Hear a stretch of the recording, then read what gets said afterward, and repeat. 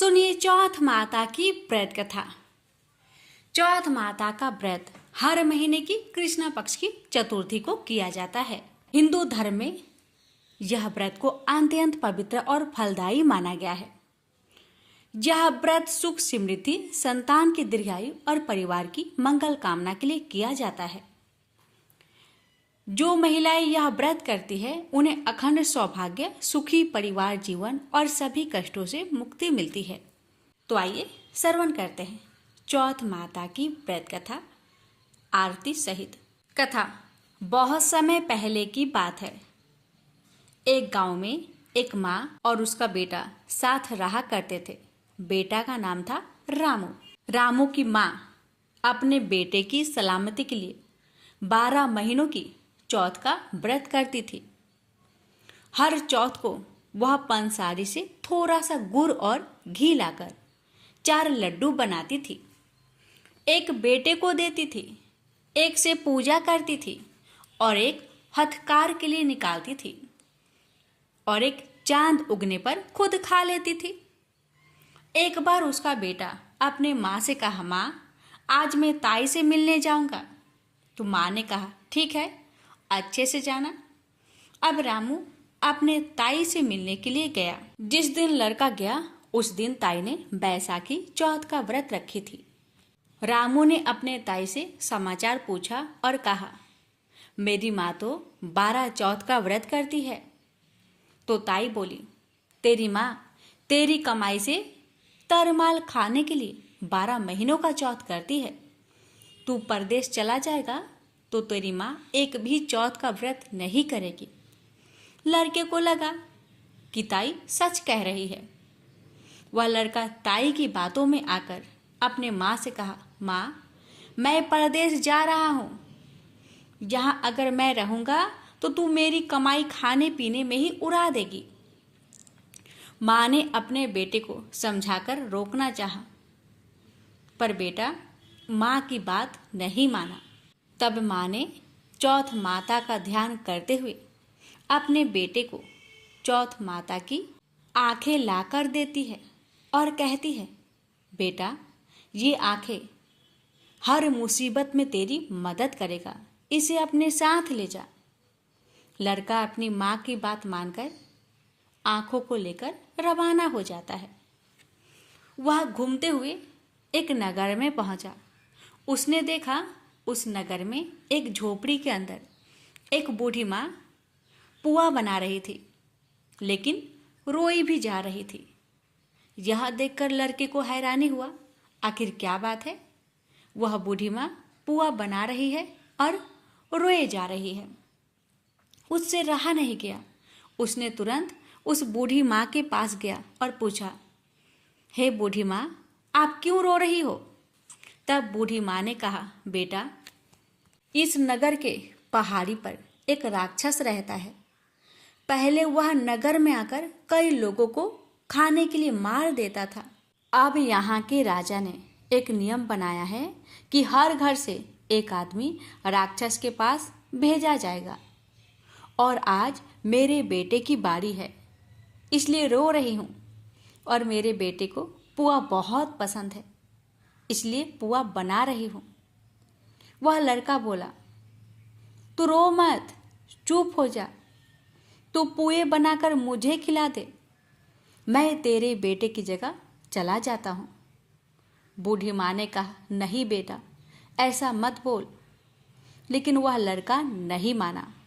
अब बूढ़ी माँ ने खीर पुए बनाकर उस लड़के यानी रामू को खिला दिए। रामू खा पीकर सो गया। रात होते ही राजा के सैनिक आए और बूढ़ी माँ ने रामू को सैनिकों के साथ भेज दिया और सैनिक रामू को दैत्य के सामने छोड़ आए। तभी रामू को अपनी माँ के बातों का ध्यान आता है कि माँ ने उसे चौथ माता की आंखें दी थी और कही थी कि मेरी मुसीबत में यह आंखें काम देगी। जहाँ सोचकर उसने चौथ माता की आंखें को निकाली और उस राक्षस की तरफ फेंका और कहा, हे चौथ माता, यदि मेरी माँ सच में मेरी सलामती के लिए आपकी व्रत करती है तो दैत्य का सिर कटकर गिर जाए।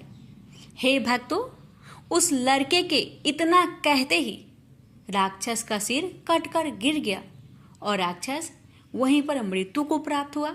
जहाँ देखकर राजा के सैनिक दौड़े दौड़े राजा के पास आए और उस लड़के की सारी कहानी राजा को सुना दी। राजा ने उस लड़के को महल में बुलवाकर उसे उपहार देकर विदा किया। अब वह वहां से चलते हुए एक दूसरे राजा के नगर में पहुंचा। इस राज्य में एक कमी थी कि आवा तभी पकता था जब एक इंसान की बलि दी जाती थी।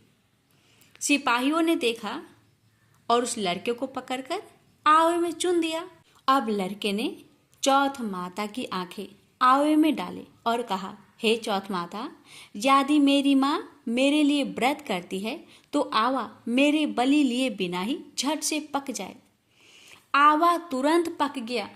आवे में से मिट्टी की जगह सोने के बर्तन निकले। अंदर से लड़का बोला, बर्तन धीरे धीरे निकालना, मुझे चोट लग जाएगी। जब इसकी खबर राजा को हुई तो राजा ने उसे आवे से निकलवाया और पूछा, इस आवे से तुम कैसे बच गए? तब लड़के ने यानी रामू ने बताया कि उसकी माँ 12 महीने की चौथ माता का व्रत करती है। व्रत के कारण ही वह बच पाया है। राजा को विश्वास नहीं हुआ। उसने एक चांदी की सुराही मंगवाई और कहा कि सुराही की नली से निकल कर दिखाओ, तभी मुझे विश्वास होगा। लड़के ने चौथ माता को याद किया और आंखें सुराही में डाली और कहा, हे चौथ माता, मैं भंवरा बनूं और सुराही से निकलूं। इतना कहते ही लड़का भंवरा बनकर सुराही से निकल गया। जहाँ देखकर राजा बहुत प्रसन्न हुआ और अपनी बेटी यानी राजकुमारी की विवाह उस लड़के रामू से करवा दी और सभी लोगों को चौथ माता का व्रत करने के लिए कहा। अब उस लड़के को यानी रामू को अपनी माँ की याद आई। उसने राजा के पास जाकर खुद के नगर जाने की इच्छा जाहिर की तो राजा ने रथ, घोड़ा, हाथी और खूब सारा दान दहेज देकर उन्हें विदा किया। चौथ के दिन अपने नगर में पहुंचा। वह अकेला पंसारी के यहाँ माँ का इंतजार करने लगा। सोचा चौथ का दिन है तो माँ यहाँ जरूर आएगी। थोड़ी देर बाद लकड़ी टेकती हुई माँ आती दिखी। बेटा माँ के चरणों में गिर पड़ा और कहा, माँ, मैं तेरा बेटा हूँ, मुझे माफ कर दो। माँ ने उसे गले लगा लिया। लोग चौथ माता की जय जयकार करने लगे। उस नगर के सभी लोग चौथ माता का व्रत करने लगे। हे चौथ माता, जैसे बूढ़ी माँ और उसके बेटे की सहायता की वैसी हमारी भी करना। कहानी कहने वाले और सुनने वाले पर कृपा करना। प्रेम से बोली चौथ माता की जय। सुनिए चौथ माता की आरती। ओम जय श्री चौथ मैया, बोलो जय श्री चौथ मैया। सच्चे मन से सुमिरे सब दुख दूर भया। ओम जय श्री चौथ मैया। ऊंचे पर्वत मंदिर शोभा अति भारी। देखत रूप मनोहर असुरन भयकारी। ओम जय श्री चौथ मैया। महासिंगार सुहावन ऊपर छत्र फिरे। सिंह की सवारी सोहे कर में खड़क धरे। ओम जय श्री चौथ मैया। बाजत नौबत द्वारे अरु मृदंग डेरू। 64 जोगन नाचत नित्य करे भैरू। ओम जय श्री चौथ मैया। बरे बरे बलशाली तेरा ध्यान धरे। ऋषि मुनि नरे देवा चरणों आने परे। ओम जय श्री चौथ मैया। चौथ माता की आरती जो कोई सुहागन गावे, मैया जो कोई सुहागन गावे, बढ़त सुहाग की लाली, बढ़त सुहाग की लाली, सुख संपत्ति पावे। ओम जय श्री चौथ मैया, बोलो जय श्री चौथ मैया। सच्चे मन से सुमिरे सब दुख दूर भया, ओम जय श्री चौथ मैया।